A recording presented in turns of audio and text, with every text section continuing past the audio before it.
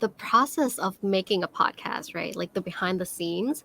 So starting from pre-production, we have to like research. We have to like gather all the ideas we want to talk about in the show in that just specific that in that specific episode. And like we have to do research, we have to like write the scripts, we have to basically know about the things that we want to talk about. I think that's where we spend most of our time on is researching because we don't want to get our facts wrong.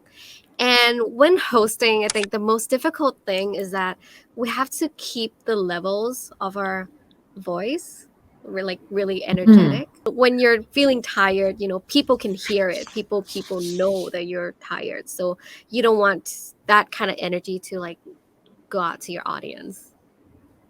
And for the post production isn't that hard, but it's it's just like all the editing, like all the cuts and the takes, and making the quality good for our audience. Now, are there any habits that you have been cultivating or start to have from hosting a podcast? Ironically, I think I've became a good listener.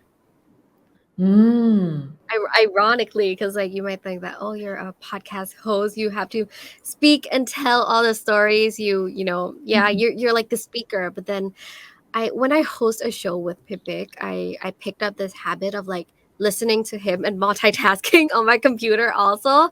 So I think that I have to be a really good listener and know like the right timing to like cut in to his verse, or like คือแบบไม่ขัดจังหวะ but like know the flow of the conversation. So I think I picked that up. ก็เหมือนเป็นการแบบ we can't interrupt the other speaker once they're talking, because when you're on a podcast you don't want two people to talk over each other. It's gonna แบบมันจะ clash มาก. And I think the other point is like storytelling, like knowing how to arrange your stories to make it really fun for the audience. And I think it's a really good skill I acquired. I think for like us podcaster, we can't stop learning and developing our like storytelling skills. It's really hard because like sometimes the audience might get bored if we keep the same old style or stuff like that. So I think that we have to keep evolving and improving our style.